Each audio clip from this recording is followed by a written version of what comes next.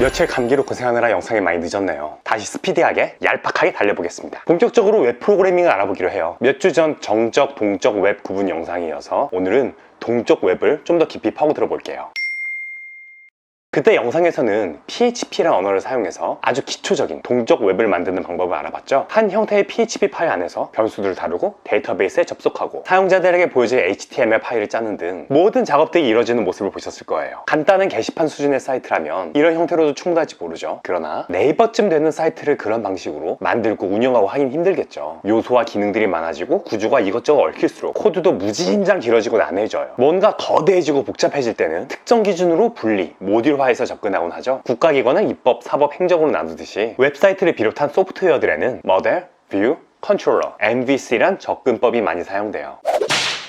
뷰하고 컨트롤러는 그래도 척 들으면 아 이거겠다 싶을 거예요. 뷰는 눈에 보이는 것, 웹의 경우 HTML이랑 CSS로 나타내는 요소들일 것 같죠? 맞아요. 컨트롤러 하면 말 그대로 뭔가 제어하는 것, 아마도 프로그래밍이 이 부분에서 많이 이루어질 것 같은 느낌이죠. 모델, 이게 좀 아리송할 거예요. MVC에 대한 설명들을 봐도 무슨 상태를 저장한다더니 알 수 없는 얘기들을 하는데 그냥 데이터에 관련된 거를 생각하시면 돼요. 게시판을 예로 들어보죠. 게시판에 쓰이고 읽히고 수정되는 글들은 데이터베이스의 데이터로 저장되죠. 이 데이터의 형식을 지정하고 저장하고 불러오는 작업들에 대한 코드들이 이 모델 파트에서 이루어져요. 이걸 사용자들이 목록과 글, 입력 화면 등으로 시각적으로 볼 수 있게 해주는 HTML, CSS 등의 요소가 이 뷰 파트의 등으로 시각적으로 불러오는 작업들에 대한 게시판에 쓰이고 읽히고 수정되는 글들은 데이터베이스의 데이터로 저장되죠. 이 데이터의 형식을 지정하고 저장하고 불러오는 작업들에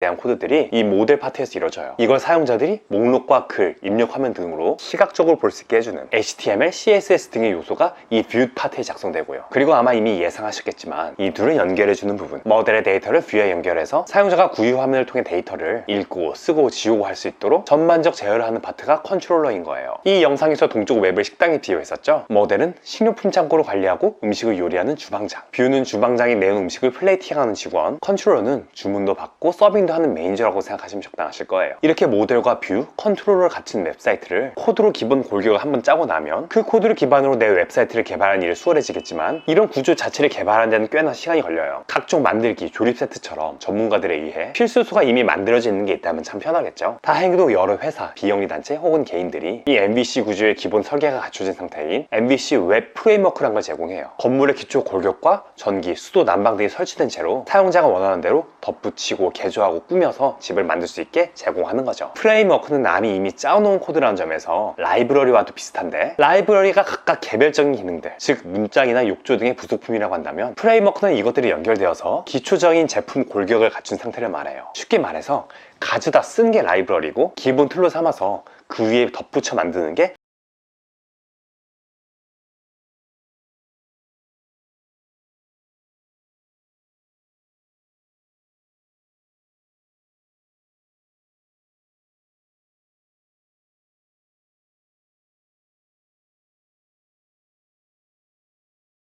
프레임워크인 거죠. 웹 프로그래밍에는 다양한 언어가 사용되고 이 언어들마다 또 여러 MVC 웹 프레임워크가 있어요. 한국에서 가장 많이 사용되는 건 자바 언어로 동작하는 스프링 프레임워크, 많이 들어보셨을 거예요. PHP 개발자들에게 워라벨은 없지만 라라벨 등이 있고요. 특이하게도 MVC라고 안 하고 MTV라고 하는 파이썬의 짱고, 일본에서 많이 쓰는 루비의 루비 온 레일스, 함수형 언어 스칼라의 플레이 등등 굉장히 많아요. 앵귤러 같은 프론트엔드는 나중에 다룰게요. 여러분이 어느 회사에서 일을 하는가 혹은 어떤 웹사이트를 만드는가에 따라서 무슨 언어와 프레임워크를 사용할지 결정하면 돼요. 대략적인 구조나 사용법이 다 비슷비슷해서 한두 가지 써보면 새로운 걸 접해도 쉽게 알 수 있거든요. 그런 차원에서 이번 예제는 저도 지금 처음 사용해보는 C샵의 .NET 코어 MVC 프레임워크로 해볼게요. C샵이랑 언어가 자바랑도 많이 비슷하고 마이크로소프트 제품답게 프레임워크도 설명서가 엄청나게 잘 돼 있어서 입문자분들이 체험해보기 좋다고 판단됐어요. 이 사이트에 접속해보시면 어떻게 .NET 코어 프레임워크를 다운받아 설치하고 .NET MVC 프로젝트를 시작할 수 있는지 매우 친절하게 설명되어 있어요. 이 프레임워크로 프로젝트를 생성하면 이와 같이 폴더들과 파일들이 만들어져 있어요. 이걸 뼈대로 내가 원하는 웹사이트를 만드는 거예요. 알파벳 순으로 Controllers, Models, views 폴더가 보이죠? 입문 예제 정도로 쓰이는 기본 파일이 있고 같은 곳에 내가 만든 파일들을 작성해 넣으면 돼요. 이번 예제에서는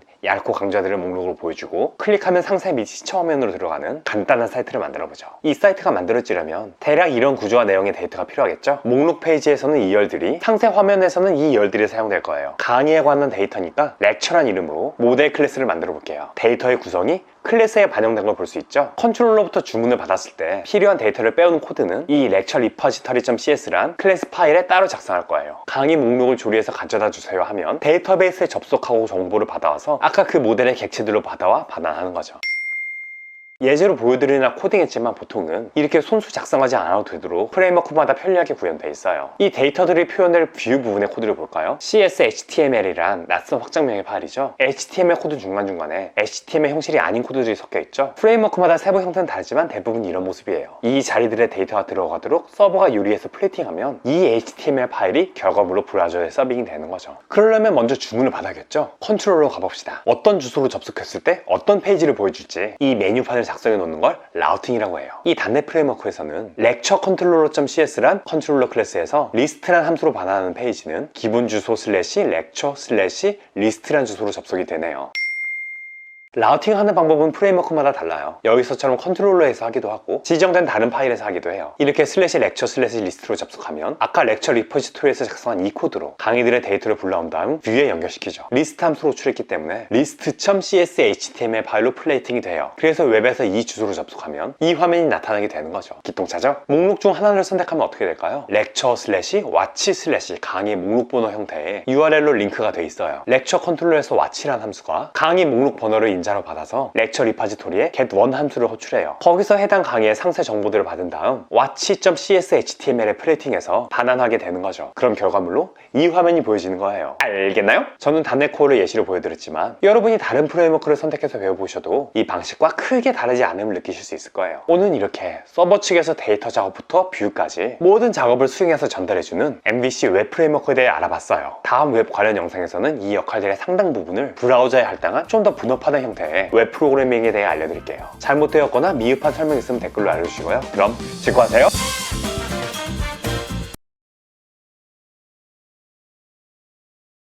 소개합니다. 컨택 골. 긴장되는 순간 재채기 콧물 코막힘 걸렸구나. 컨택으로 어택. 걸렸구나 생각되면 컨택 골드. 약사님께 컨택하세요. The ultimate S. Sowasu.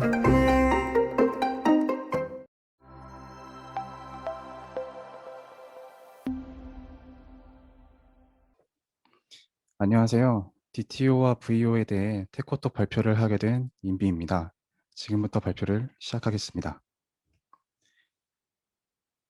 발표 순서는 먼저 DTO와 VO를 혼용하는 사례를 소개하고 이러한 현상의 원인이 무엇인지 알아보겠습니다. 그 다음에 DTO와 VO에 대한 결론부터 말씀드리고 이후에 DTO가 무엇인지 VO가 무엇인지 각각 살펴보겠습니다. 그리고 마지막으로 DTO와 VO를 비교하면서 마치도록 하겠습니다. 네, 구글링을 해보면은 DTO와 VO를 대부분 구분해서 사용하고 계시지만 보시는 바와 같이 혼용해서 쓰시는 분들도 가끔 볼 수 있는데요. 이렇게 사람들이 DTO와 VO를 혼용해서 사용하게 된 원인이 뭘까요? 이에 대해 조사해 보았더니 이 책이 원인일 가능성이 크다고 합니다. 이 책의 초판에서는 데이터 전달용 객체를 VO로 정의했습니다. 하지만 혼동의 여지가 있다고 판단해 2판부터는 데이터 전달용 객체를 TO로 재정의하였습니다. 이렇게 데이터 전달용 객체에 대한 정의를 VO에서 TO로 바꾸면서 사람들이 혼용하게 되었을 것이라고 추측되고 있습니다. 그리고 현재 데이터 전달용 객체의 정의는 TO 앞에 데이터를 의미하는 D를 붙인 DTO로 통용되고 있습니다. 혼동의 여지가 있어서 수정한 정의가 오히려 혼동을 초래한 아이러니한 상황인데요. DTO와 VO는 이름부터 다른 만큼 구별해서 사용해야 한다고 생각합니다.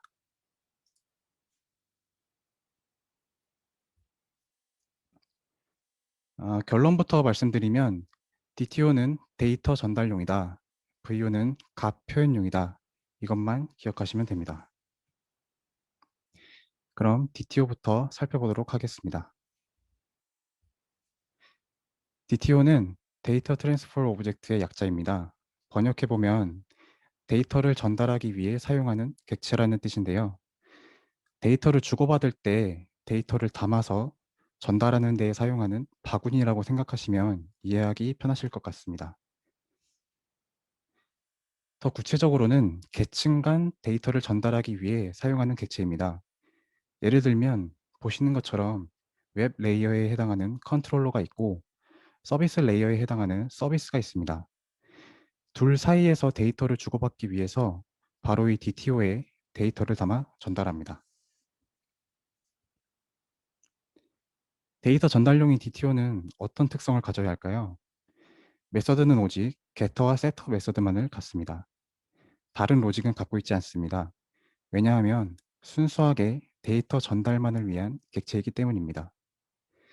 보내는 쪽에서 setter를 사용해 데이터를 DTO에 담아 보내고 받는 쪽에서 getter를 사용해 전달받은 DTO로부터 데이터를 꺼내는 방식입니다. 간단하게 예를 들어 보겠습니다. 이처럼 crew DTO라는 클래스가 있습니다. 이 crew DTO는 이름과 닉네임 필드를 갖고 있습니다. 앞에서 말씀드린 DTO의 특성대로 메소드는 getter, setter만 갖고 있고 그 외에 로직 메소드는 갖고 있지 않습니다. 새로운 크루의 이름과 닉네임을 제 이름과 닉네임으로 해보겠습니다.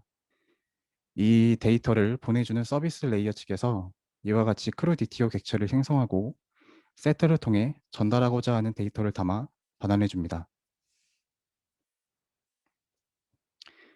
그리고 데이터를 받는 쪽인 웹 레이어 측에서 이와 같이 크루 DTO 객체를 반환받아 getter를 통해 전달받은 데이터를 꺼내서 사용하면 됩니다. 앞에서 DTO는 세터 메소드를 가질 수 있다고 했는데요. 세터 메소드를 가질 경우 해당 DTO는 데이터가 가변적이라고 할 수 있습니다. 왜냐하면 세터 메소드로 새로운 값을 설정하면 되니까요. 하지만 오른쪽과 같이 세터 메소드를 삭제하고 생성자를 통해 속성 값들을 초기화하게 만들어 불변 객체로 만들면 DTO가 전달하는 데이터가 전달 과정 중에 변조되지 않음을 보장할 수 있습니다. 중간에서 개발자가 의도적으로 엉뚱한 값을 가지는 객체를 새로 만들어서 넘기지 않는 이상 전달 과정 중에서의 데이터 불변성을 보장할 수 있어서 더욱 안정적입니다. 다음은 조졸두 이동욱님의 보라돌이 책이라고 불리는 이 책을 참고한 DTO 클래스와 엔티티 클래스에 대해 이야기를 해보겠습니다. 엔티티 클래스는 절대로 요청이나 응답값을 전달하는 클래스로 사용하면 안 됩니다. 엔티티 클래스는 데이터베이스와 매핑되어 있는 핵심 클래스이기 때문입니다. 엔티티 클래스를 기준으로 테이블이 생성되고 스키마가 변경됩니다. 뷰는 비즈니스 요구사항에서 자주 변경되는 부분입니다. 만약 엔티티 클래스를 요청이나 응답값을 전달하는 클래스로 사용한다면 뷰가 변경될 때마다 엔티티 클래스를 그에 맞춰서 매번 같이 변경해야 합니다. 수많은 서비스 클래스나 비즈니스 로직들이 엔티티 클래스를 기준으로 동작합니다. 엔티티 클래스를 변경하면 관련되어 있는 얽혀있는 무수히 많은 클래스들에게 영향을 끼치게 됩니다. 따라서 요청이나 응답값을 전달하는 클래스로는 반드시 뷰의 변경에 따라 다른 클래스들에게 영향을 끼치지 않고 자유롭게 변경할 수 있는 DTO를 사용해야 합니다. 또한 응답값으로 여러 테이블들을 조인한 결과값을 줘야 할 경우가 빈번하기 때문에 엔티티 클래스만으로는 응답값을 표현하기 어려운 경우가 많습니다. 그래서 엔티티 클래스와 뷰의 결과값을 전달해주는 DTO는 꼭 분리해서 사용해야 합니다. 이제 VO에 대해서 살펴보겠습니다. VO는 value 오브젝트의 약자입니다. 해석해보면 값 객체인데요. 좀 더 구체적으로는 값 그 자체를 표현하는 객체라는 뜻입니다. 실생활에서 값으로만 비교되는 게 뭐가 있을까요? 여러분들이 가장 좋아하시는 돈을 예로 들 수 있을 것 같습니다. 보시다시피 각각의 지폐들은 고유 번호가 있습니다. 하지만 우리는 10,000원짜리 지폐가 고유 번호가 서로 다르다고 해서 다른 10,000원이라고 하지 않고 똑같은 10,000원으로 봅니다. 이렇게 값 그 자체만을 나타내고 값으로만 비교되는 객체를 VO라고 합니다. 이 지폐의 경우는 고유 번호를 각 객체의 주소라고 생각하시면 될 것 같습니다. VO로 사용할 머니 클래스를 만들어 봤습니다. 속성값으로 돈의 가치인 value가 있습니다. VO는 값 자체를 표현하기 때문에 불변 객체여야 합니다. 따라서 보시는 것처럼 세터 성격의 메소드는 포함하면 안 되고 생성자를 통해서만 값을 초기화해야 합니다. 맨 밑에 함수를 보시면은 getHalfValue라는 로직이 있는데요. DTO가 getter 메소드 외의 로직을 포함할 수 없는 것과는 달리 VO는 이처럼 이외의 로직을 포함할 수 있습니다. 일반적인 객체는 기본적으로 equals 비교와 해시코드 비교가 모두 불일치로 나오기 때문에 이와 같이 equals와 그 해시코드를 사용한 비교 테스트가 모두 실패하는 것을 볼 수 있습니다. 저번 주에 제이온이 JCF를 주제로 한 테코톡 발표에서도 이 부분을 설명했었는데요. VO에도 해당하는 내용이기 때문에 다시 한번 설명하겠습니다. 해시의 이름을 갖는 컬렉션 프레임워크들, 해시셋, 해시맵, 해시테이블은 두 객체가 동등한지 비교할 때 다음과 같은 과정을 거칩니다. 해시코드의 리턴 값을 먼저 비교하고 같으면 equals로 한 번 더 비교합니다. 그래서 완전한 VO를 만들기 위해서는 객체를 속성값들로만 비교하도록 equals 메서드와 해시코드 메서드를 모두 오버라이딩 해줘야 합니다.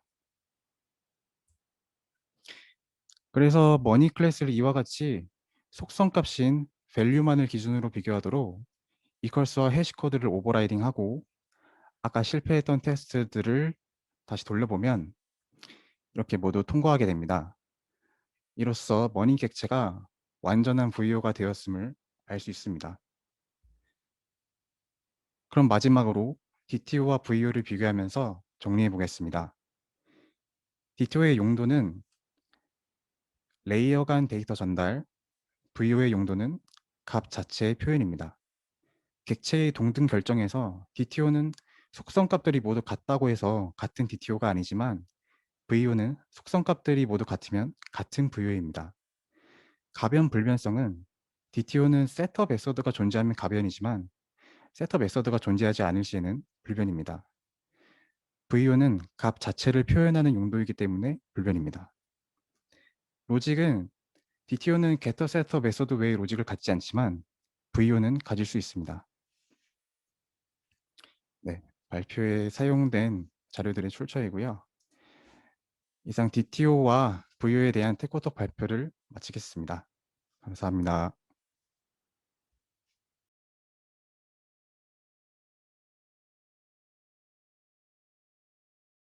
세탁의 혁명 4인원 뉴퍼실 디스크 툭 던지면 디스크 얼룩을 깔끔하게 디스크 컬러를 선명하게 디스크 상쾌함의 섬유 케어까지 모든 세탁 고민 완벽하게 싹 뉴퍼실 디스크.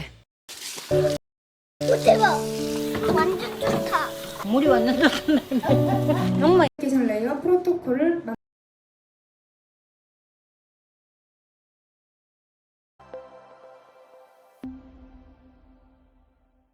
안녕하세요. 이번에 TCP/IP를 발표하게 될 수레입니다. 목차는 다음과 같아요. 먼저 인터넷에 대해 설명을 하고 두 번째로는 TCP/IP 계층에 대한 설명, 세 번째로는 웹브라우저에 구글을 입력했을 때 어떻게 되는지 TCP/IP 흐름을 소개하고 마지막으로는 왜 신뢰할 수 있는 프로토콜인 TCP가 필요한지 설명드리겠습니다. TCP/IP에 대해 설명하기 전에 인터넷이 뭔지 먼저 알아볼게요.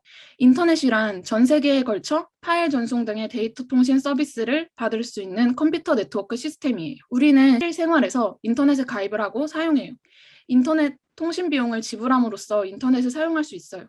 이것은 사업자가 만들어 놓은 네트워크 인프라를 사용하는 것이에요. 왼쪽은 현재 SK 브로드밴드의 자가망 보유 현황이고 오른쪽은 해외와 연결된 네트워크망이에요. 해외와는 바다 및 광속 케이블을 통해 연결되어 있어요. 이런 거대한 인프라를 통해 데이터를 디지털 신호로 바꾸어 전달하고 받은 디지털 신호를 다시 데이터로 바꿔가면서 네트워크 통신이 이루어져요. 그리고 네트워크 통신을 위해 미리 정해놓은 공통된 매뉴얼을 프로토콜이라고 해요. TCP/IP란 인터넷에서 컴퓨터들이 서로 정보를 주고받는 데 쓰이는 프로토콜의 집합을 말해요. TCP/IP에는 애플리케이션 레이어, 트랜스포트 레이어, 인터넷 레이어, 네트워크 액세스 레이어라는 총 4개의 계층이 있어요. 어플리케이션 레이어는 특정 서비스를 제공하기 위해 애플리케이션끼리 정보를 주고받을 수 있게 해줘요. 브라우저와 웹서버가 HTTP 요청, 응답을 통해 통신하는 것을 예로 들 수 있어요. 어플리케이션 레이어에는 HTTP, FTP, DNS 등과 같은 프로토콜이 사용돼요. 트랜스포트 레이어는 송신된 데이터를 수신 측 애플리케이션에게 확실하게 전달하게 해줘요. 네트워크 통신을 하는 애플리케이션은 포트 번호를 사용하게 돼요. 트랜스포트 레이어는 포트 번호를 사용해서 애플리케이션을 찾아주는 역할을 해요. 트랜스포트 레이어에는 TCP, UDP와 같은 프로토콜이 사용돼요. 인터넷 레이어는 수신 측까지 데이터를 전달하기 위해 사용돼요. 송신 측, 수신 측 모두 IP 주소를 가지고 있어요. 인터넷 레이어는 IP 주소를 바탕으로 올바른 목적지로 찾아갈 수 있도록 해줘요. 이 계층에는 IP, ARP와 같은 프로토콜이 사용돼요. 마지막으로 네트워크 액세스 레이어는 네트워크에 직접 연결된 기기 간 데이터 전송을 도와줘요. 여기서는 물리적 주소인 맥 주소를 사용해요. 네트워크 액세스 레이어에서는 이더넷, TPP, 토큰 링과 같은 프로토콜이 사용돼요. 이렇게 TCP/IP에 대해 간략하게 살펴봤으니 면접 단골 질문인 www.google.com을 웹브라우저 입력하면 무슨 일이 일어날까요? 에 대한 답을 찾아가면서 테코톡을 진행해 볼게요. 웹브라우저에 www.google.com을 입력한다는 것은 구글 웹서버에 80포트로 아래와 같은 HTTP 리퀘스트 메시지를 보내는 것이에요. 해당 요청을 인터넷을 통해 구글 서버로 전달하기 위해 우리는 패킷을 만들어야 돼요. 패킷에는 각 계층에 필요한 정보들이 담겨야 돼요. 그리고 여기서는 각 계층별로 HTTP, TCP, IP, 이더넷 프로토콜을 사용한다고 생각할게요. 일단 패킷의 어플리케이션 레이어에는 위에서 작성한 HTTP 리퀘스트가 들어가요. 그럼 트랜스포트, 인터넷, 네트워크 액세스 레이어 순으로 차례대로 어떤 데이터가 들어가는지 살펴볼게요. TCP 패킷의 헤더는 이렇게 생겼어요. 다른 부분이 많지만 우선 중요하게 볼 것은 SP와 DP예요. 시작 포트 번호와 목적지 포트 번호를 말해요. 시작 포트 번호는 내 컴퓨터에서 만든 소켓의 포트 번호라서 당연히 내 컴퓨터는 알고 있을 거예요. 그리고 목적지 포트 번호 또한 80으로 우리는 알고 있어요. 80은 웹서버의 웰노운 포트 번호예요. 다음으로 IP 헤더에 대한 정보를 채워볼게요. 여기서도 중요한 정보는 SA와 DA, 즉 시작 IP 주소와 목적지 IP 주소예요. 나의 시작 IP 주소는 알고 있겠지만 목적지 IP 주소는 아직 몰라요. 지금은 www.google.com이라는 도메인 정보만 알고 있어요. 그렇지만 DNS 프로토콜을 통해서 도메인 정보로 IP 주소를 알아낼 수 있어요. 브라우저는 OS에게 도메인에 대한 IP 주소를 알고 싶다고 요청해요. 그러면 OS에서 DNS 서버로 요청을 보내게 돼요. 그럼 OS가 DNS 서버를 어떻게 알고 있을까요? DNS 서버 주소는 이미 컴퓨터에 등록이 되어 있어요. 맥북의 경우 시스템 환경 설정, 네트워크에 들어가 보면 내가 알고 있는 DNS 서버 주소를 볼 수 있어요. DNS 또한 HTTP와 같은 애플리케이션 계층 프로토콜이에요. 그리고 DNS는 53번 포트를 사용해요. DNS도 HTTP 리퀘스트와 비슷하게 도메인이 담긴 쿼리를 도메인 서버로 보내요. 그러면 도메인 서버가 IP 주소를 응답해줘요. DNS는 트랜스포트 레이어에서 UDP라는 프로토콜을 사용해요. UDP는 TCP와 다르게 헤더가 간단해요. 포트 번호 말고 다른 게 없어요. 그 이유는 UDP가 비연결 지향형 프로토콜이기 때문이에요. 연결 지향형 프로토콜인 TCP에 대해서는 뒤에서 설명할게요. 자, 이제 DNS를 통해 성공적으로 도메인 이름에 대한 IP 주소를 받아오게 되었어요. 마지막으로 이더넷 프로토콜에 대한 헤더를 만들어야 되는데 아직 맥 주소를 몰라요.